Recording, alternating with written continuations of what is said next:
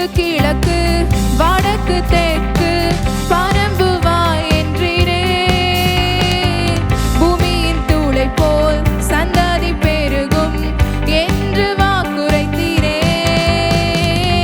மேற்கு கிழக்கு வடக்கு தெற்கு பரம்புவாய் என்றீரே.